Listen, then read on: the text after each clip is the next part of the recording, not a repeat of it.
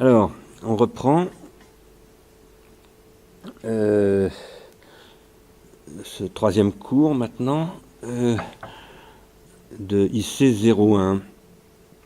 Avant de rentrer dans la matière du cours d'aujourd'hui, je voudrais vous rappeler de ne pas oublier de prendre des notes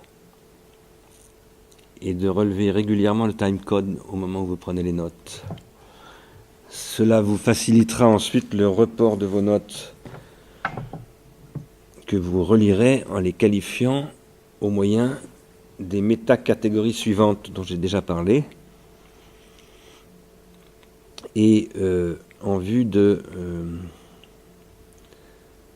les mettre sur la plateforme ligne de temps que voici, qui était adaptée pour donc servir précisément de synchronisation des notes qui ont été prises, de partage des notes par l'ensemble des étudiants de l'UV. Nous avons fait ça déjà 2 reprises avec un cours de philosophie de pharmacon.fr et un cours à l'école de management de Grenoble, l'école de commerce de Grenoble. Ceci ayant été rappelé, on va reprendre la suite du cours. J'ai dit troisième, c'est le deuxième cours, excusez-moi. Il y a 2 millions d'années se produit ce que André Leroi-Gourhan, je mets le nom en toutes lettres afin que vous ne commettiez pas de faute d'orthographe, parce que je trouve régulièrement des Y dans Leroi-Gourhan, ou des Gourhan sans H.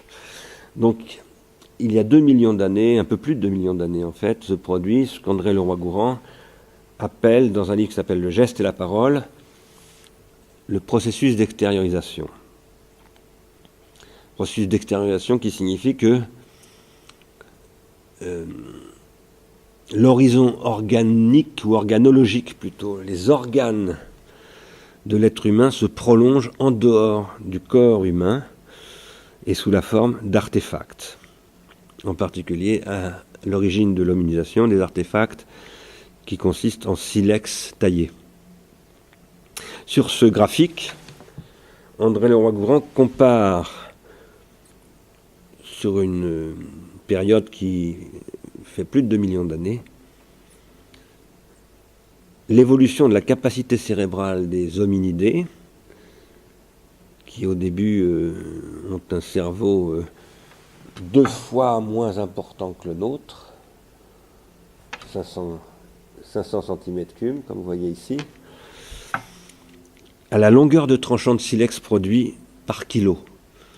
C'est-à-dire combien est-ce qu'avec 1 kg de silex on est capable de produire de centimètres de tranchant, ce qui est indiqué là. Alors, ce que rend évident ce graphique, c'est qu'il y a une optimisation qui s'opère progressivement,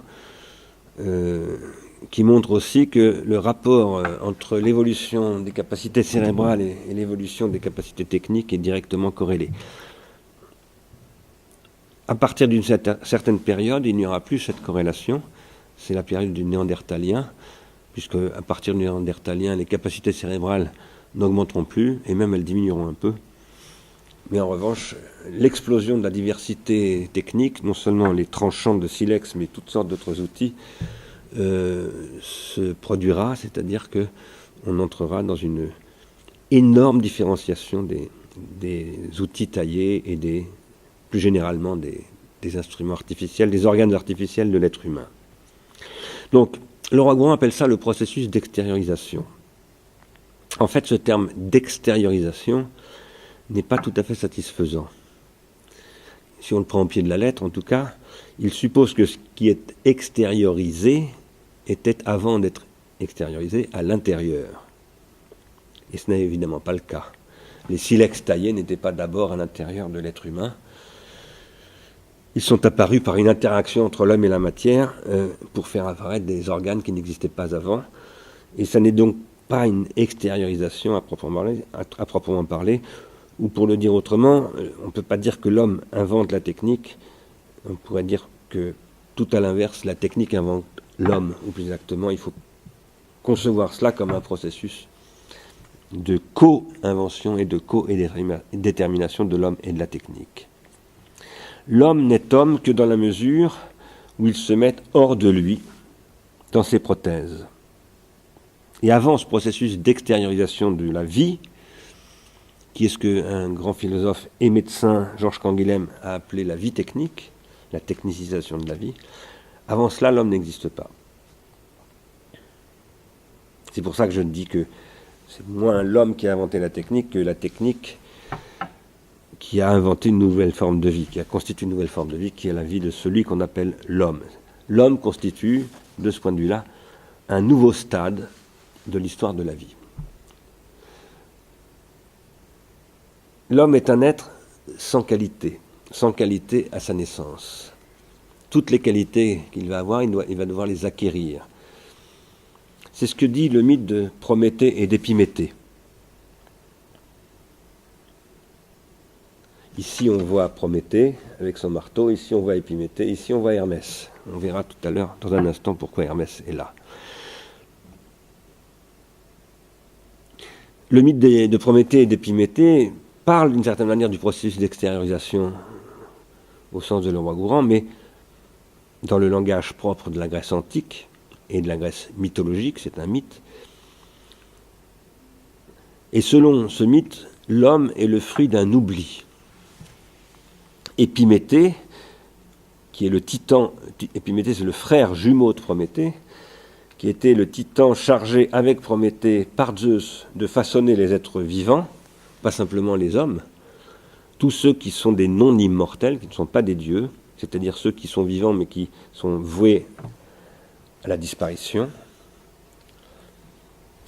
Je ne dis pas la mort parce que la mort est, je crois, le propre des mortels, c'est-à-dire de ceux qui savent qu'ils vont mourir et qui vivent essentiellement pour différer le moment de leur mort. Épiméthée donc, titan chargé par Zeus avec son frère Prométhée de façonner les êtres vivants, a oublié de garder à l'homme une qualité spécifique. C'est ça que raconte le mythe que vous pourrez lire en vous mettant en pause sur l'enregistrement.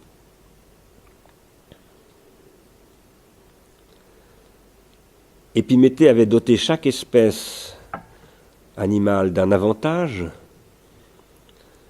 en grec dynaméis, d'une puissance, qui lui permettait à cette espèce de survivre dans une relation avec les autres espèces qui est typique de ce qu'aujourd'hui nous appelons un équilibre écologique. C'est-à-dire que par exemple face à un fauve prédateur qui court très vite, je peux donner à la gazelle la capacité de courir plus vite que lui. Ça c'est un avantage dans la lutte pour la vie, disons. L'homme, lui, et dit le mythe, parce que Épiméthée a oublié de lui garder une qualité, il a distribué toutes les qualités à toutes les autres espèces, et l'homme est privé d'un attribut de ce genre. Et du coup, le frère d'Épiméthée, Prométhée, est obligé d'aller dérober le feu chez les Olympiens, c'est-à-dire chez Zeus, chez Héphaïstos, chez Athéna, pour le donner aux hommes, et de le donner aux hommes sous la forme d'un savoir technique. Le feu symbolise, chez les Grecs, le savoir technique, et en particulier le savoir du forgeron. Héphaïstos, on l'appelle aussi le dieu forgeron. C'est le feu, comme savoir technique, qui permettra aux hommes de suppléer leurs défauts de qualité et de se produire des prothèses qui, en réalité, sont aussi des imitations d'autres attributs, des attributs des autres êtres vivants. Prométhée sera puni pour cela, vous le savez, tout le monde a entendu parler du rocher de Prométhée, il le paiera très cher. Il sera condamné par Zeus à voir son foie manger toutes les nuits par un vautour, foie qui repousse tous les jours et qui donc sera condamné jusqu'à la fin de ses jours, et il n'y aura pas de fin de ses jours puisque c'est un dieu, donc il est immortel, à souffrir le martyre de se faire manger le foie par un vautour ou par un aigle, ça dépend des versions. Je vous signale en passant que se faire manger le foie par un vautour, c'est une sorte d'allégorie de la mélancolie. Les grands mélancoliques, ce sont des gens qui ont toujours mal au foie. Ça, c'est ce que savent les Grecs depuis longtemps.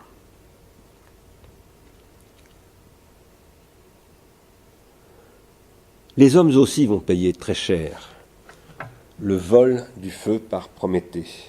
Ce n'est pas que Prométhée qui va le payer cher. Ils vont le payer cher parce que ces prothèses ne sont que des artifices. Et les qualités artificielles dont se dotent les hommes à travers la technique, eh bien, elles suscitent entre eux la guerre permanente, puisqu'ils n'ont pas de destin, ils ne sont pas destinés comme les vaches à ruminer de l'herbe, comme les lions à manger des gazelles et à courir très vite. En fait, ils doivent sans arrêt décider eux-mêmes de leur destin. Et évidemment, ils ne sont pas d'accord entre eux. Pourquoi adopter telle prothèse plutôt que telle autre? Pourquoi pratiquer telle prothèse comme ceci plutôt que comme cela? Pourquoi du même coup organiser la communauté des hommes de telle manière plutôt que de telle autre manière? Les groupes animaux, eux, sont organisés de manière stable, d'emblée, et en fonction de leur qualité spécifique, qui est tout aussi stable et qui est stabilisée par ce qu'on appelle aujourd'hui leur patrimoine génétique. Les hommes, eux, voient l'unité de leur groupe sans cesse remise en cause par l'adoption des nouvelles prothèses. C'est ce qui se passera, par exemple, on le verra, avec l'apparition de l'imprimerie qui fera exploser la papauté en Europe occidentale au XVe, XVIe siècle. N'ayant pas de qualité donnée, les hommes ne sont pas prédestinés à être ce qu'ils sont. Leur destin est entre leurs mains, pour le dire autrement. Mais comment juger de ce qui est juste?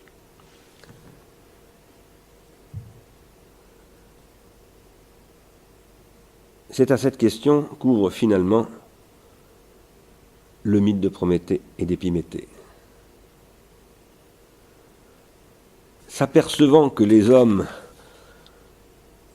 qui sont dotés maintenant d'artifices, de prothèses, et non d'une qualité qui leur serait donnée, qui se donnent des qualités à travers leurs prothèses, finalement n'arrêtent pas de se faire la guerre et d'être en désaccord permanent avec eux, Zeus envoie Hermès parmi les hommes pour leur porter ce que le mythe appelle le sentiment de justice, dikē, et le sentiment éthique, aido. Aido, on peut le traduire par la honte, le sentiment de la honte. Et dikē, on peut le traduire par justice, mais aussi par le sentiment de l'injustice. Zeus dit à Hermès, mets en eux ces sentiments, ces deux sentiments, pour leur éviter de s'auto-détruire, de s'entre-détruire. Et Protagoras, qui est le sophiste qui raconte ce mythe, dans le dialogue qui porte son nom, dialogue de Platon qui porte son nom, Protagoras dit, c'est ainsi qu'est née la politique. Alors ça, c'est une version antique, grecque, tragique, pour moi, de ce que finalement, bien plus tard, André Leroi-Gourhan va en quelque sorte décrire en s'appuyant sur des documents archéologiques, c'est-à-dire de manière scientifique. Et il va nous dire que l'homme et la technique forment un complexe, qu'ils sont inséparables, que la technique n'est pas du tout ce qui détruit l'homme, puisque c'est ce qui constitue l'homme. Mais en même temps, la technique est ce qui peut sans arrêt destituer l'homme. L'homme s'invente dans la technique, et la technique s'invente dans l'homme. Ici, ce que vous voyez, c'est un cerveau de macaque et une main de macaque. Et ça, c'est un cerveau d'être humain et une main d'être humain. Pourquoi est-ce que je vous montre le rapport entre la main et le cerveau? C'est parce que c'est à partir de la libération de la main du macaque, qui lui sert toujours à courir. Le macaque court à 4 pattes, même s'il sait marcher sur 2 pattes. Qui, chez l'homme, va devenir un véritable bipède et va faire que la main va être dédiée à la fabrication des objets. C'est l'articulation entre la main qui fabrique des objets et le cerveau de l'être humain qui va donner la technique et qui fait que le rapport homme-technique est originaire dans la constitution de l'humanité en tant que telle. Ce couple homme-technique est un processus où la vie négocie sans arrêt, à travers l'homme, avec le non-vivant, qui est l'objet technique, puisque l'objet technique n'est pas vivant. Et elle négocie avec le non-vivant en organisant le non-vivant.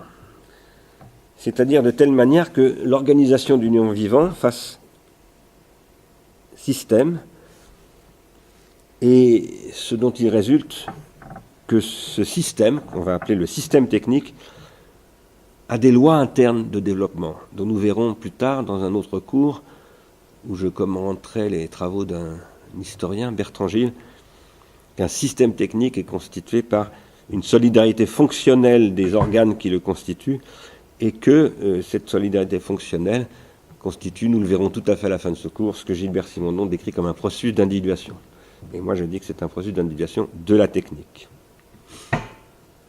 sous la forme d'un système technique. Homme et technique constituent les termes de ce que Gilbert Simondon appelait une relation transductive. Une relation transductive, c'est une relation qui constitue ces termes, ce qui signifie qu'un terme de la relation n'existe pas en dehors de la relation, autrement dit, n'existe pas sans l'autre terme. Il est constitué par l'autre terme de la relation.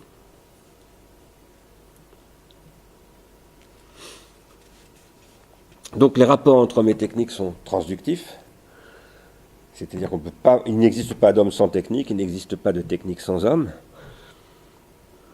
Et la conséquence très importante de cela, à mes yeux, car il y a évidemment certainement toutes sortes de savants aujourd'hui qui ne seraient pas d'accord avec ce que je vais vous dire maintenant, c'est que à partir du moment où s'amorce le processus d'extériorisation, un être nouveau apparaît, un être vivant nouveau, qui se caractérise par le fait qu'il s'émancipe progressivement de ce que depuis Darwin on appelle la pression de sélection, autrement dit les conséquences de la lutte pour la vie. Il s'en émancipe à un point tellement important qu'aujourd'hui, quelqu'un comme Stephen Hawking, le physicien bien connu, ne peut vivre qu'entouré de ses prothèses. Il souffre d'un handicap extrêmement violent qui l'a privé de la parole, de la capacité de se déplacer, enfin de pratiquement toutes les fonctions sensorimotrices et psychomotrices qui caractérisent un être humain. Il est bien évident que Stephen Hawking, s'il était exposé à la pression de sélection darwinienne, disparaîtrait en 24 heures. Eh bien, Stephen Hawking est tout à fait vivant, et non seulement ça, mais il est considéré comme un des physiciens les plus importants actuellement. Ça, c'est pas forcément exactement mon point de vue, mais en tout cas, c'est un point de vue qui s'est imposé. Il est professeur à Cambridge, et il est donc extrêmement présent dans la société humaine. L'homme s'émancipe de la pression de sélection. Il s'émancipe de la pression de sélection en plaçant les critères de sa puissance hors de son propre corps, ce qui veut dire hors de son enveloppe génétique, développant pour survivre des objets techniques sans cesse nouveaux à travers lesquels la vie se poursuit dans de nouvelles conditions et par d'autres moyens que la vie. Quand je dis que la vie se poursuit dans d'autres conditions, ce que vous voyez là, c'est une diversification de la production lithique des hommes préhistoriques. Et cette diversification d'organes, parce que ce sont des organes vitaux, non pas vivants mais vitaux pour les êtres humains, eh bien, elle poursuit le buissonnement, la diversification, en quoi consiste la vie depuis Darwin. Darwin a montré que le buissonnement, comme on l'appelle, du vivant, le buisson de la vie, qui forme des espèces d'arbres généalogiques de différenciation d'espèces à partir d'une cellule originelle, qui ne cesse de se différencier, donc de produire, appelons ça de la négantropie, de la diversification, eh bien, c'est ce qui, à partir de l'homme de Néandertal, se poursuit en dehors du vivant. Là, ce que je vous montre, c'est une représentation non darwinienne, enfin non strictement darwinienne. Elle n'est pas anti-darwinienne, mais elle n'est pas strictement darwinienne. Cette représentation de la vie, telle qu'on la voit ici, c'est celle de ce qu'on appelle le cladisme, qui est une approche qui a été beaucoup développée dans la biologie contemporaine ou dans la zoologie contemporaine par Stephen Jay Gould, et qui pose que, en fait, la vie se différencie par localité. Mais je ne vais pas développer ce point, ce n'est pas le sujet de ce cours et je n'en ai pas le temps. Ce que je veux simplement vous montrer, c'est que, y compris à ce stade le plus récent de la théorie biologique, appelons-la post-darwinienne, elle n'invalide pas le point de vue darwinien, mais elle le complexifie un peu, donc cette théorie dite cladiste, on voit bien que la vie est une forme de buissonnement. Mais ce buissonnement à travers les êtres humains se poursuit, mais pas à travers des êtres vivants, mais il se poursuit à travers des organes artificiels. À partir de l'extériorisation, donc, le processus de différenciation vitale qui avait été mis en évidence d'abord par Lamarck, puis ensuite par Darwin, et depuis par bien d'autres, se poursuit non seulement par la différenciation des êtres vivants, mais par la différenciation fonctionnelle des objets techniques et des organisations sociales qu'ils permettent de constituer. Ce qui donne lieu à une énorme diversité de cultures sur l'ensemble de la planète habitée par les êtres humains. Alors, voilà, la première question que je voulais introduire, c'est l'extériorisation de la vie qui conduit en fait à une extériorisation de la mémoire, comme on va le voir maintenant. Pour faire le lien tout de suite avec le thème central de cette UV, qui est les industries culturelles et les médias numériques, il est important de bien voir que, par exemple, ce qu'on appelle les médias numériques constituent bien entendu de la mémoire externe industrialisée. C'est-à-dire que ce processus d'extériorisation de la mémoire s'est poursuivi à un point extrêmement important. Mais si je souligne l'existence des industries culturelles et des médias numériques aujourd'hui, au moment où je parle de cette extériorisation, c'est pour bien vous faire comprendre que c'est durant la préhistoire, c'est dès le début de la préhistoire, c'est dès le début de l'hominisation, que ce qui rend possible l'extériorisation de la mémoire, par exemple dans un data center comme celui-là, trouve son origine. Si on veut comprendre ce qui se passe aujourd'hui avec les industries des data, comme on les appelle, il faut étudier la préhistoire, sinon on ne comprend pas. On ne peut pas rester dans le simple cadre, par exemple, du darwinisme. Il faut remettre en cause, à travers cette étude de la préhistoire, les cadres traditionnels, par exemple, de la pensée de ce que c'est que le vivant et de l'homme en tant qu'être vivant. Aujourd'hui, l'inventaire des pièces détachées de l'armée américaine comporte des centaines de millions de types d'objets différents, de types d'objets techniques différents. Ça signifie que la différenciation des objets techniques qui constituent l'inventaire de l'armée américaine est à une échelle de différenciation comparable aux insectes et aux formes de vie les plus diversifiées. Dieu sait s'il y a de très grandes quantités d'espèces différentes d'insectes. Ne serait-ce que le nombre de fourmis ou d'hyménoptères qu'il y a sur la planète est considérable, mais aujourd'hui, cette différenciation, cette diversification technologique tend à devenir plus grande que la diversification biologique, tout en faisant d'ailleurs disparaître des espèces. Donc nous sommes en train de vivre quelque chose ici de tout à fait singulier, mais ce que nous vivons aujourd'hui au XXIe siècle d'une manière massive, et d'ailleurs assez angoissante, pour beaucoup de gens, y compris moi, ça n'est que la conséquence de ce que le roi Gourand met en évidence à partir de 1964 dans le livre qui s'appelle Le geste et la parole, et que je vous recommande vraiment de lire les 2 tomes, car c'est un ouvrage absolument fondamental pour comprendre ces questions. Depuis la révolution industrielle, depuis 250 ans à peu près, la prolifération des objets techniques est devenue comparable en diversité à celle des espèces animales. Avec l'homme, donc, l'être vivant cesse de se différencier au plan vital. À partir de l'époque de Néandertal, grosso modo, l'homme est à peu près biologiquement stabilisé. L'homme de Néandertal n'est pas essentiellement différent de nous. Il y a des différences, on va y revenir tout à l'heure. Mais grosso modo, d'abord, il a un volume cérébral équivalent au nôtre, voire même un peu supérieur. Et il est déjà à peu près équivalent à ce qu'on appelle l'homme moderne, au sens des préhistoriens. L'homme moderne, au sens des préhistoriens, c'est l'homme qui est notre ancêtre. C'est un homme avec lequel nous pourrions nous reproduire. Voilà.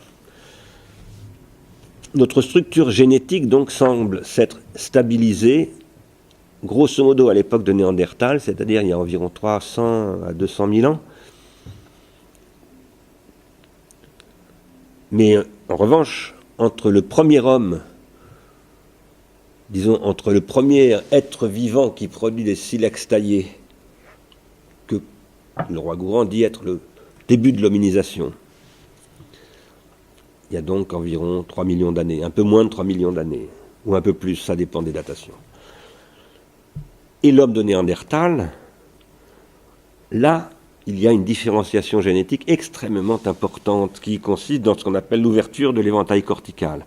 Alors ce que je montre là, c'est un crâne de chimpanzé en fait. Et ça, c'est un crâne d'homme d'aujourd'hui. Le chimpanzé étant grosso modo équivalent au premier hominidé qui apparaît, qui taille des silex il y a 3 millions d'années. Entre ce premier hominidé et l'homme de Néandertal, qui a grosso modo là, à peu près la même taille et la même configuration corticale que nous, se produit donc la différenciation des aires corticales, la différenciation génétique des aires corticales. Ça, c'est notre cortex. Ça, c'est ce qui signifie que les aires du cortex préfrontal ici sont dédiées à la parole, etc. Vous voyez, si vous regardez ce fichier en détail, qui est en anglais, les différentes aires qui pilotent finalement notre langue, notre mâchoire, nos mains, nos pieds, etc., etc. Tous les êtres vivants dotés d'un système nerveux central ont un cortex de ce type-là, mais dont l'extension sur l'écorce du cerveau, c'est pour ça qu'on parle de cortex, est beaucoup plus limitée que chez l'être humain. À partir du moment où la différenciation technologique a explosé, c'est-à-dire à l'époque de Néandertal, dont voici un crâne, la différenciation génétique s'est quasiment stabilisée, et donc il y a un moment où il y a une bascule qui s'opère, il n'y a pratiquement plus d'évolution génétique, mais il y a une explosion d'évolution technologique. Ça, c'est extrêmement important. Alors, je vous dis que les aires cérébrales de l'homme de Néandertal sont très très proches des nôtres, quasi équivalentes. Alors, ça ne veut pas dire que l'homme de Néandertal est constitué comme nous. Vous avez ici, par exemple, des représentations qui montrent des différences physiologiques entre Néandertal et nous ou nos ancêtres.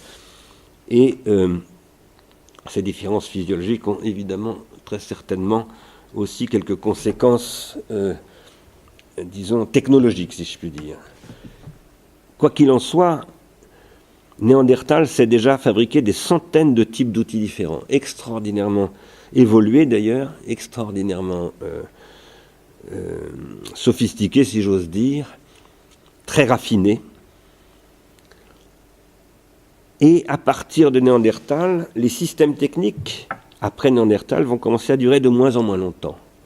Ce que j'appelle les systèmes techniques, là, ce sont les systèmes de taille que l'on appelle le moustérien, le Lavoisier, le Levallois, je crois que c'est comme ça qu'on l'appelle, tout à coup j'ai perdu le nom. Enfin, bref, ça décrit des façons de produire des silex taillés dont les durées dans le temps vont se rétrécir de plus en plus. Tout au début, la durée du premier système technique qui accompagne l'être humain à l'origine, c'est presque 1 million d'années. Aujourd'hui, un système technique, ça change absolument en permanence. Et nous verrons bientôt que ce qui va distinguer l'Égypte, la haute antiquité égyptienne, de la Grèce puis de Rome, c'est qu'on va passer de plusieurs milliers d'années dans la durée d'un système technique à plusieurs siècles, puis ensuite de plusieurs siècles à plusieurs décennies, etc. Mais ça, j'y reviendrai plus tard lorsque nous ferons le cours sur les systèmes techniques.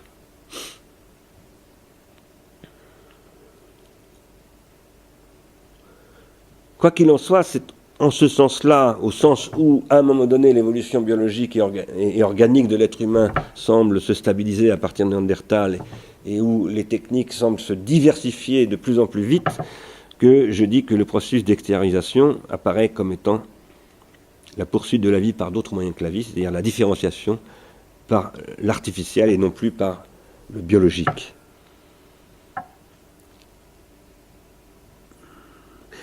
Or, s'il est vrai que le vivant sexué, c'est-à-dire les plantes, les insectes, les mammifères, etc., les poissons,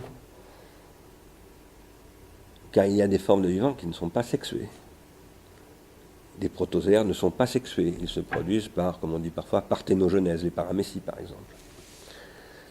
Mais s'il est vrai que le vivant sexué, qui est une forme plus élaborée que ces protozoaires, ou ces protistes, comme on les appelle aussi, qui sont des protoformes du vivant, s'il est vrai que le vivant sexué est défini par deux mémoires, ce qui a été théorisé et vulgarisé, notamment par François Jacob dans le livre qui s'appelle « La logique du vivant »,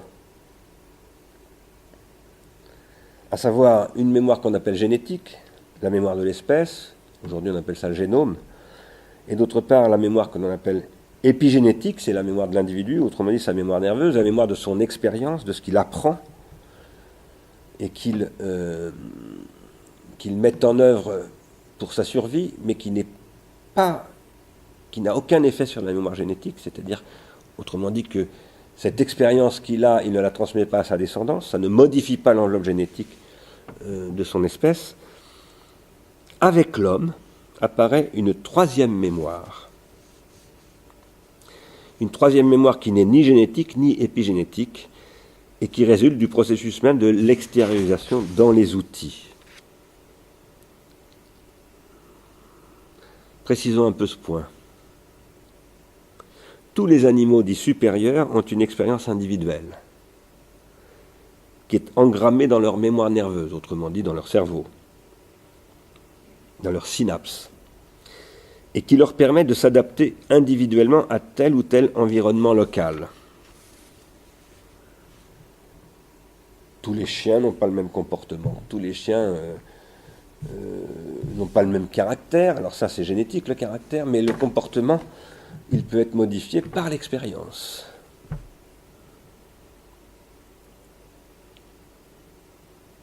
Prenons le cas d'un renard, d'un renardeau. Prenons le cas même de deux renardeaux. Un renard peut naître en plaine ou en montagne.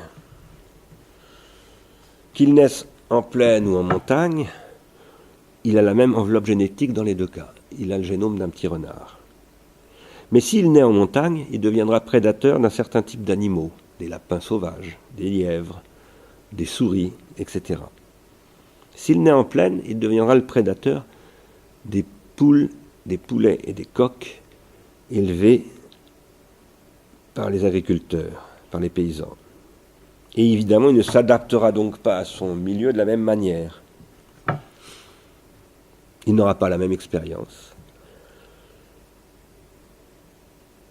Et s'il en va ainsi, c'est parce que sa plasticité cérébrale, là où se loge ce que j'appelais tout à l'heure sa mémoire nerveuse ou sa mémoire épigénétique, lui permet, parce qu'elle est plastique donc, parce qu'elle peut se modifier en fonction de son milieu, d'exploiter au mieux l'expérience qu'il a de ce milieu.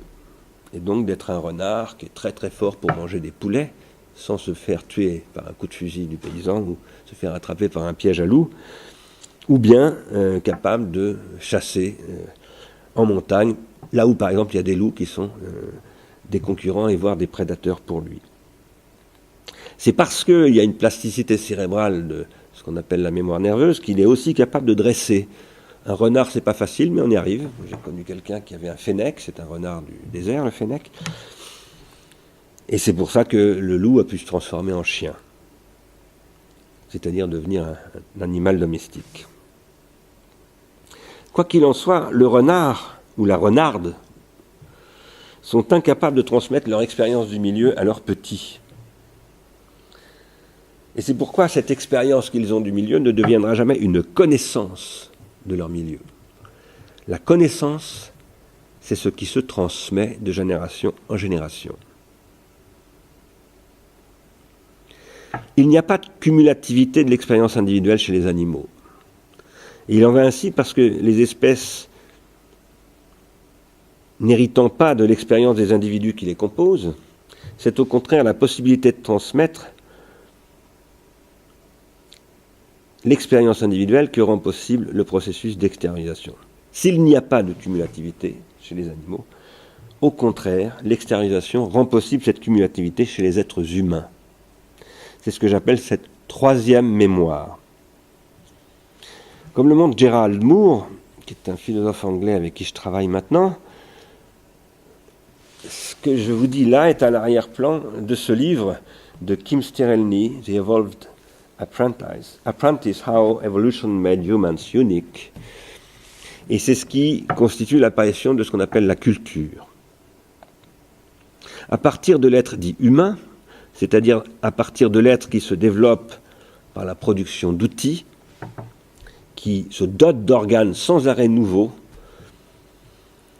qui constitue ce que j'appelle l'organogenèse de l'être humain, quelque chose de très important se produit.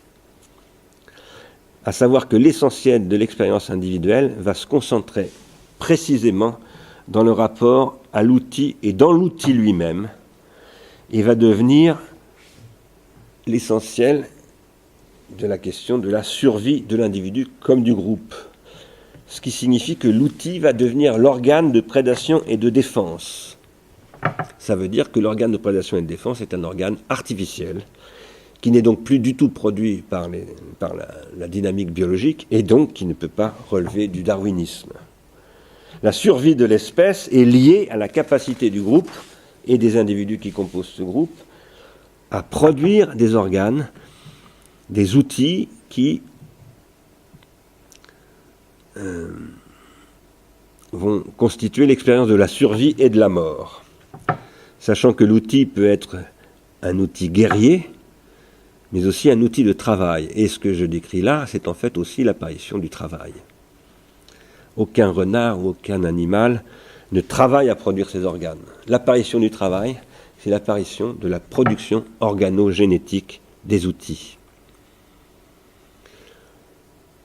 Or, du fait que cet outil est une extériorisation de la vie dans un organe qui n'est pas vivant lui-même, lorsque le tailleur d'outils meurt, l'expérience individuelle conservée dans sa mémoire nerveuse trépasse avec lui, bien sûr, comme dans le cas du renard, mais son outil restant, la trace de son expérience, ou une partie de cette expérience, demeure dans l'outil.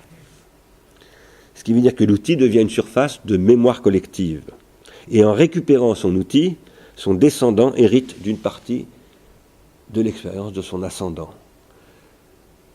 Ça veut dire que la technique est avant tout une mémoire. Et c'est pour cette raison que l'on conserve dans des musées les objets techniques qui forment cette troisième mémoire. Si vous allez au musée de l'homme à Paris, vous y découvrirez toute l'histoire préhistorique et ethnographique de l'évolution des outils depuis quasiment l'origine de l'humanité.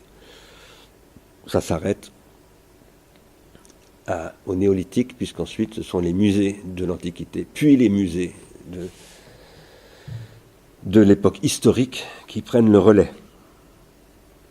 Et là, on n'y trouve pas toutes sortes d'objets techniques, on y trouve surtout des œuvres d'art et des œuvres de la vie de l'esprit. Cette mémoire, cette troisième mémoire que l'on trouve donc pour ses couches les plus anciennes dans les musées, elle n'est ni génétique, ni épigénétique. Elle est, je l'ai appelée, une mémoire épiphylogénétique.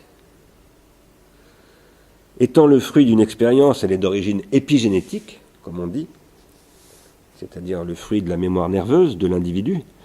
Mais parce que cette expérience épigénétique et individuelle est accumulée et transmise de génération en génération, elle constitue un phylum, comme on dit, c'est-à-dire une phylogenèse.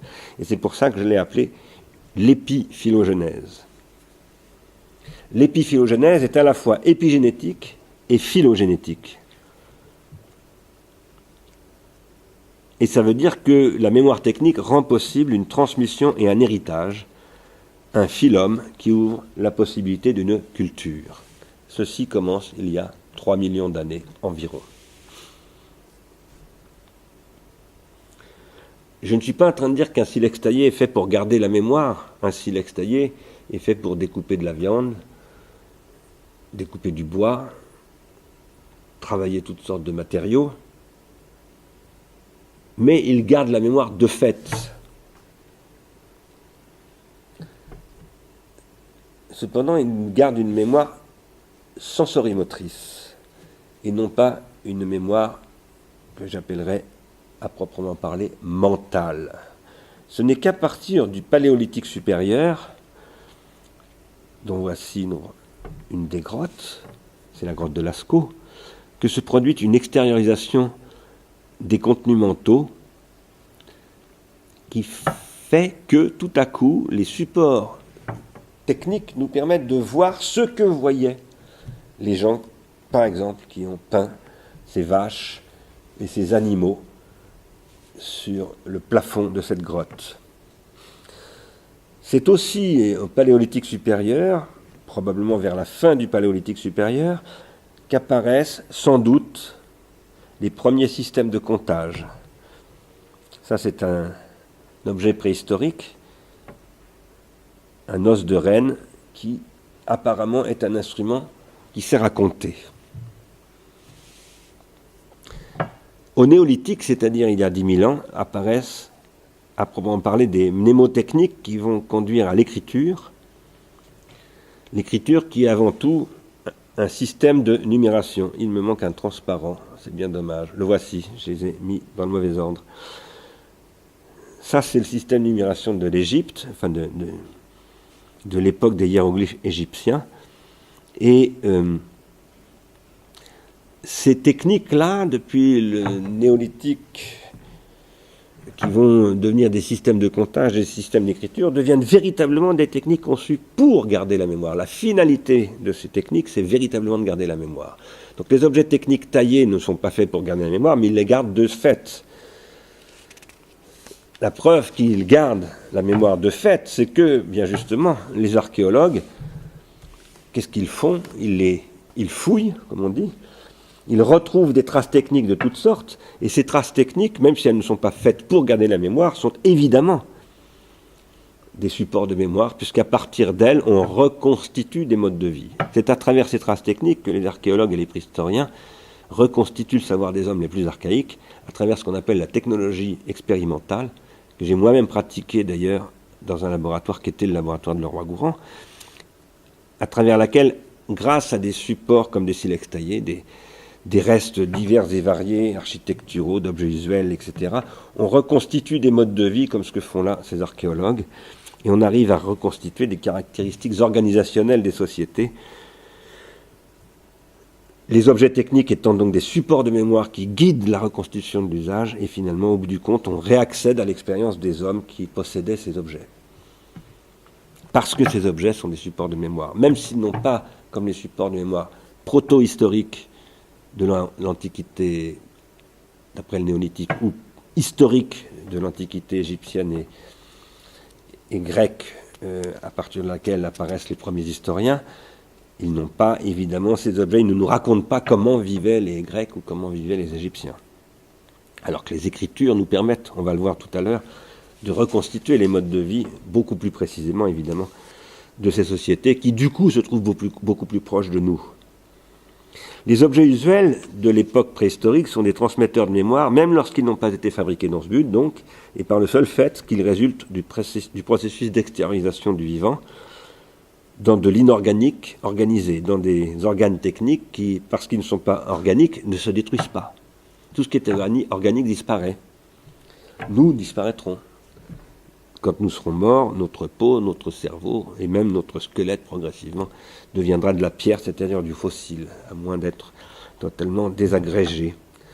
Les instruments, eux, se maintiennent. En tout cas, les instruments de silex taillés, les grottes préhistoriques et beaucoup d'autres choses, les poteries, etc. Les instruments de métal et les instruments mnémotechniques à proprement parler, comme les instruments d'écriture, qui sont conservés dans des pyramides, dans des endroits spécifiques, des sarcophages, pour être mis à l'abri de la destruction. Donc, je dis que l'homme est constitué par ce processus d'extériorisation et que c'est ce qui le distingue fondamentalement, disons les choses ainsi, pour aller vite, de l'animalité. À ce point de vue-là, à ce raisonnement-là, on pourrait faire des objections. On pourrait par exemple dire qu'il semble aujourd'hui attester que certains chimpanzés ont déjà des pratiques culturelles. Voici un chimpanzé de Côte d'Ivoire qui est en train de casser des noix avec un outil très sommaire, mais qui lui sert vraiment à casser des noix. Je connais très bien Frédéric Joulian, qui est un spécialiste des bonobos et des chimpanzés d'Afrique, de Côte d'Ivoire et d'Afrique centrale.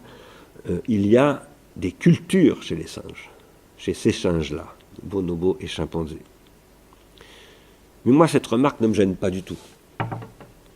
Ça signifie simplement pour moi que le processus de domination probablement commence avant ce que décrit le roi Gourand, et qu'il en a déjà des formes peut-être encore très archaïques, très potentielles et non pas vraiment actuelles, avec les chimpanzés et plus généralement avec ce qu'on appelle les grands singes. Si on me dit que le processus de dominisation commence 17 millions d'années plus tôt, lorsque les grands singes commencent à stocker des roches basaltiques, comme c'est attesté aujourd'hui par l'archéologie et la préhistoire, ça ne me dérange pas du tout. En fait, moi, la question qui m'intéresse, c'est pas de savoir exactement quand commence l'homme, mais quand commence cette transformation de la vie où la technique prend de plus en plus d'importance. C'est pour ça que les singes sont si estimables. Ils sont très très proches de nous, en effet. Et je serais presque tenté d'admettre qu'ils appartiennent, le chimpanzé en particulier, à l'histoire humaine. Que l'histoire humaine est prête à commencer avec l'homme. Le zinjanthrope était sans doute largement aussi différent et proche de nous à la fois que le chimpanzé. Même si lui, à la différence du chimpanzé, vraiment fabriquait des outils. Le chimpanzé ne fabrique pas des outils, il utilise des pierres. Ce n'est pas tout à fait la même chose. Même s'il, par exemple, utilise des branches d'arbres dont il enlève les mauvaises branches. Il travaille un petit peu quand même, ces instruments. Mais c'est très très sommaire. Moi-même, j'ai élevé une jolie guenon qui s'appelait Zoé. Et je me suis toujours demandé ce qui me séparait d'elle, et si quelque chose me séparait vraiment d'elle, beaucoup plus que de mes semblables. En vérité, il n'y a pas de critères véritablement scientifiques pour dire où et quand commence l'homme, sinon dans le constat que la vie s'extériorise et l'extériorisation commence peut-être bien avant. Le zinjanthrope, comme l'appelait André Leroi-Gourand, peut-être chez les grands singes.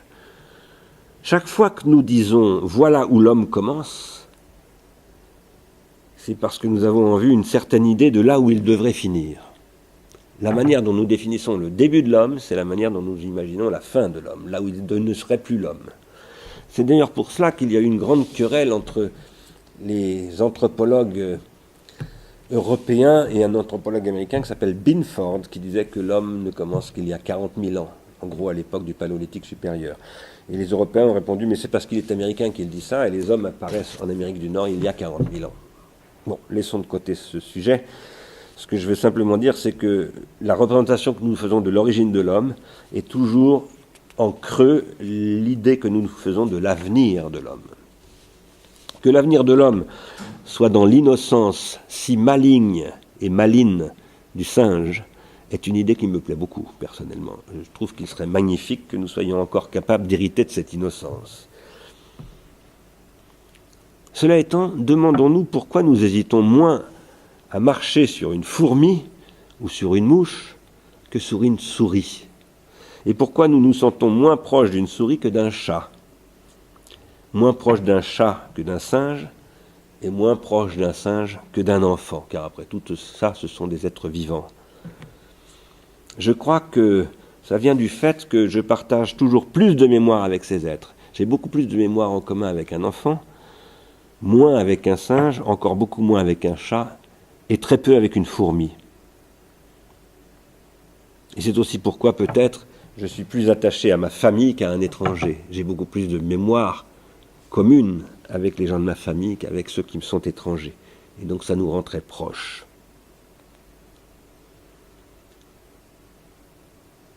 Notez ici que si les industries culturelles et les technologies numériques sont des industries de la mémoire, leur développement et leurs effets doivent avoir beaucoup de conséquences sur notre rapport à l'étranger, par exemple, et à nos proches. Et donc les enjeux des industries culturelles et de leurs évolutions récentes sous forme numérique sont absolument colossaux. C'est l'hominisation comme telle qui est en train d'évoluer à travers elles. Pourquoi ?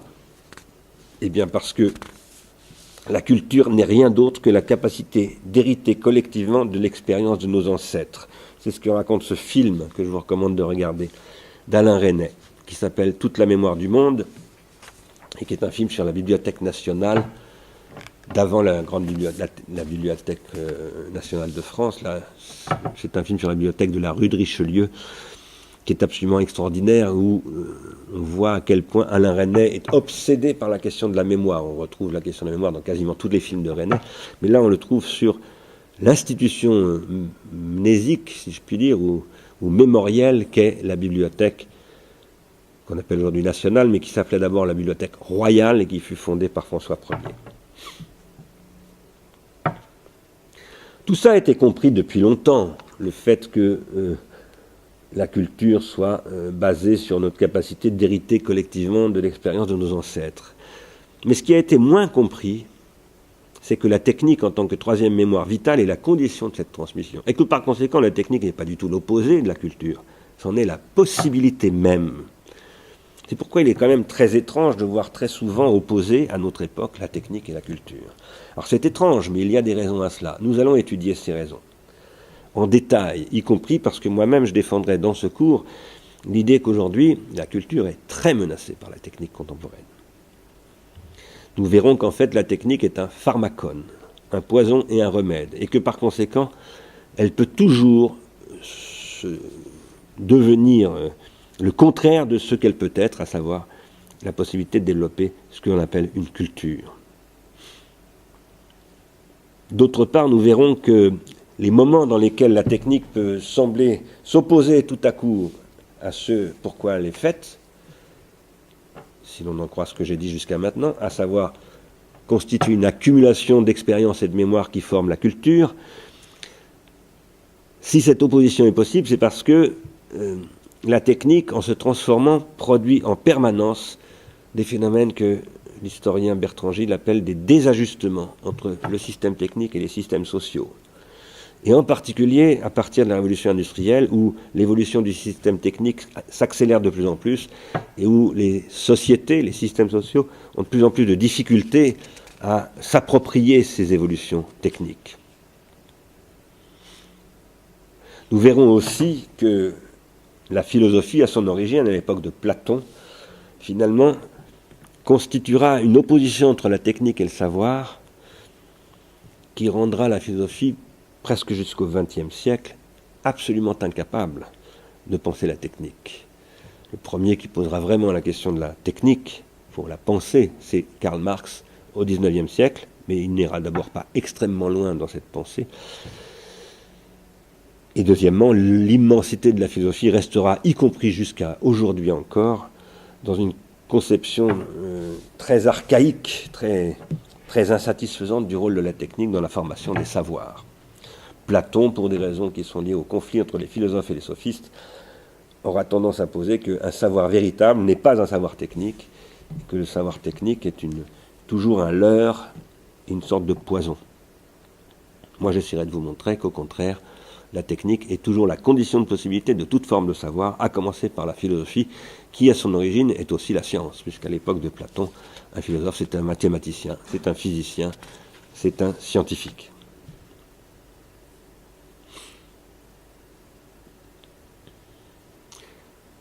Alors, ceci ayant été dit, revenons à ce que j'évoquais tout à l'heure, à savoir que si l'outil en général est un support de mémoire sans être fait spécifiquement pour conserver la mémoire, il n'est pas fait pour ça, il est fait pour attraper des animaux, pour se défendre, etc.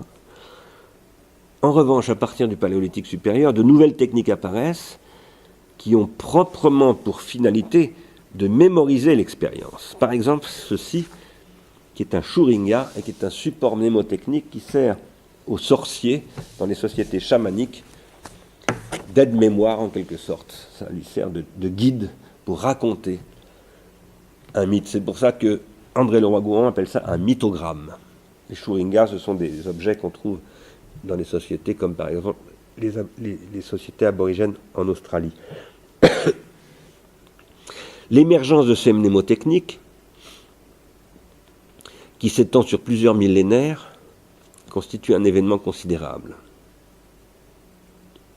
car elles permettent de transmettre non seulement des expériences liées à des comportements moteurs et à des comportements de survie, mais proprement des expériences émotionnelles, symboliques et mentales.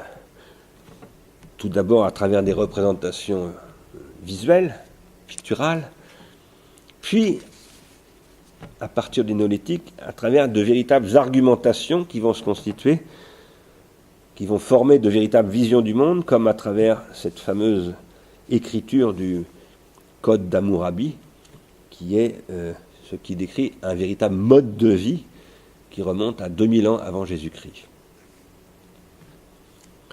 qui décrit des modes de vie religieux ou profanes, collectifs ou individuels. Cela commence avec les premiers systèmes de comptage, disais-je, avec les premières écritures idéogrammatiques, jusqu'à ce qu'apparaissent des écritures alphabétiques à proprement parler, c'est-à-dire les écritures que nous utilisons encore et qui nous donnent, par exemple, ce que les chrétiens appellent l'Ancien Testament. Si j'emploie cette expression du christianisme pour désigner la Bible, à savoir l'Ancien Testament, c'est parce qu'il s'agit bien d'un testament, c'est-à-dire d'un témoignage.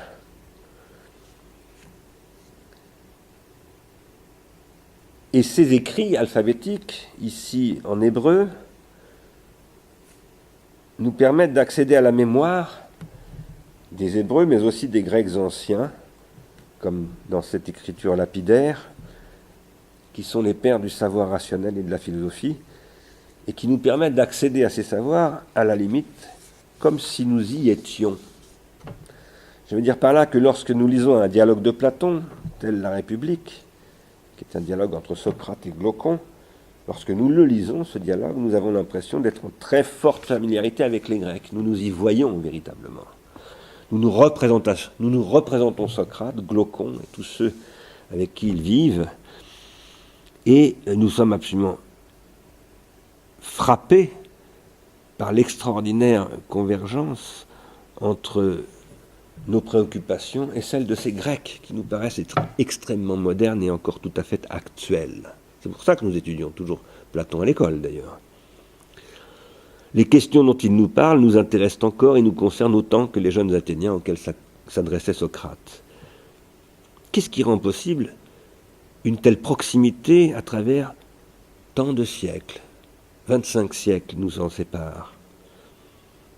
Si nous allons au sanctuaire de Delphes, et que nous savons lire un peu le grec ancien, parce que nous avons pu l'apprendre dans des livres, nous pouvons encore lire les stèles que les Athéniens ont dressées à la gloire de tel ou tel grand personnage ou de tel dieu, de la même façon exactement qu'un grec pouvait les lire il y a 2500 ans. Nous appartenons donc encore d'une certaine manière à cette société. Nous partageons encore avec ce grec le même système mnémotechnique que lui, à savoir l'écriture alphabétique, qui, évidemment, ça vous paraît peut-être, si vous ne pratiquez pas le grec, une écriture très différente de la nôtre, mais en réalité, c'est tout à fait la même que la nôtre. Alpha, A, bêta, B, gamma, C, delta, D, etc., etc. C'est le système d'écriture, encore, que nous pratiquons, que pratiquent aussi les Russes, à travers l'alphabet cyrillique, tout ça sont des transformations assez mineures de l'alphabet grec. Et c'est pour ça qu'il est très facile d'apprendre l'alphabet grec en réalité. Quelle est la spécificité de cette forme de l'écriture alphabétique que l'on trouve chez les Grecs, et à ce moment-là elle est dite vocalique, et que l'on trouve aussi chez les Hébreux, et dans ce cas-là elle est dite consonantique. Ce qui veut dire que les Hébreux ne conservent pas les voyelles. La spécificité de l'écriture alphabétique, et surtout lorsqu'elle est vocalique, c'est qu'elle synthétise la voix à travers l'analyse de 26 phonèmes qui correspondent aux 26 lettres de l'alphabet. On est capable de reconstituer synthétiquement, sous forme graphique et spatiale, les sons, les différences sonores entre les phonèmes de la voix. Et donc, même si on ne peut pas conserver la voix elle-même, l'intonation et la prosodie du locuteur, mais ça c'est ce que permettra la phonographie. Les significations, la syntaxe et la sémantique, elles, sont transmises de manière absolument intacte. On peut lire un dialogue de Platon aujourd'hui exactement dans les mêmes conditions qu'un contemporain de Platon avait pour le lire en l'absence de Platon. C'est exactement la même chose. Donc cette forme de l'écriture a une capacité de transmission d'un spectre extrêmement large de ce qui constitue l'objet langagier, même s'il ne garde pas l'intonation et la prosodie. Ça veut dire que depuis la Grèce ancienne et son alphabet, nous partageons et poursuivons l'expérience des mondes antiques, ce qui a permis la naissance de la science, par exemple les éléments d'Euclide, dont voici le plus ancien manuscrit que l'on connaisse, la science qui n'est rien d'autre que la poursuite d'un inlassable dialogue, d'un débat sans fin, avec les premiers Grecs qui se mirent à penser et à disputer entre eux, et chacun avec lui-même, par la médiation de l'écriture. Je dis chacun avec lui-même parce que lorsque quelqu'un écrit, par exemple Thalès, son propre raisonnement, ça lui permet, en écrivant son raisonnement, de discuter avec lui-même, d'interroger, de s'interroger lui-même. Et nous-mêmes, dès lors que nous maîtrisons l'écriture alphabétique, nous sommes capables de continuer à dialoguer avec Thalès, dialoguant avec lui-même, et avec Euclide, dialoguant avec lui-même. Lorsque Riemann, qui est un géomètre extrêmement important du XIXe siècle, remet en question la géométrie dite euclidienne pour fonder ce qu'on appelle l'axiomatique riemannienne de la géométrie, qui est fondée sur l'idée d'un espace essentiellement courbé, ce qui va avoir un rôle extrêmement important pour la pensée de l'astrophysique. Riemann ne peut créer cette nouvelle axiomatique que parce qu'il accède lui-même à la lettre aux éléments d'Euclide, c'est-à-dire qu'il a la possibilité de lire dans l'intégralité de leur forme les théorèmes et les axiomes d'Euclide et de les critiquer comme s'il discutait directement avec Euclide. En critiquant les éléments d'Euclide, il continue à dialoguer avec Euclide qui n'est plus là, dans un débat qui dure depuis plus de 2 millénaires et qui se poursuit aux conditions initiales qui ont été ouvertes par la rigueur de l'axiomatique euclidienne, c'est-à-dire en réalité par Thalès, puisque Euclide, ça n'est que 4 siècles après la reprise rigoureuse des conséquences de ce que Thalès constitue pour la première fois, à notre connaissance en tout cas, au 7e siècle avant Jésus-Christ. Rien de cela ne serait possible sans l'écriture alphabétique, qui permet d'une part une transmission rigoureusement exacte du raisonnement euclidien et des définitions auxquelles il aboutit, et d'autre part, et d'ailleurs en premier lieu, qui permet à Euclide lui-même, premièrement, à travers le fait qu'il écrit tout son raisonnement pas à pas, de reprendre son raisonnement exactement là où il l'avait interrompu la veille. Il était fatigué, il avait besoin d'aller dormir ou de manger.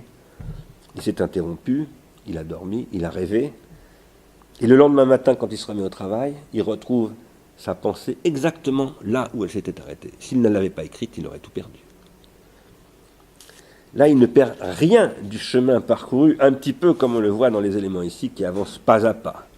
Ça lui permet d'autre part d'isoler dans la langue, qui devient la langue de la géométrie, c'est-à-dire une langue dont il définit tous les termes un par un, c'est ce qui se passe là, des termes donc qui vont former un système discret et qui vont permettre de construire un vocabulaire spécifique de la géométrie et qui va être manipulable en relation avec des figures. Ça, c'est ce que rend possible Thalès et que Euclide formalise, mais c'est ce que continue Riemann. Voilà un raisonnement de Riemann qui lui passe maintenant aussi par l'algèbre, qui est apparu entre-temps.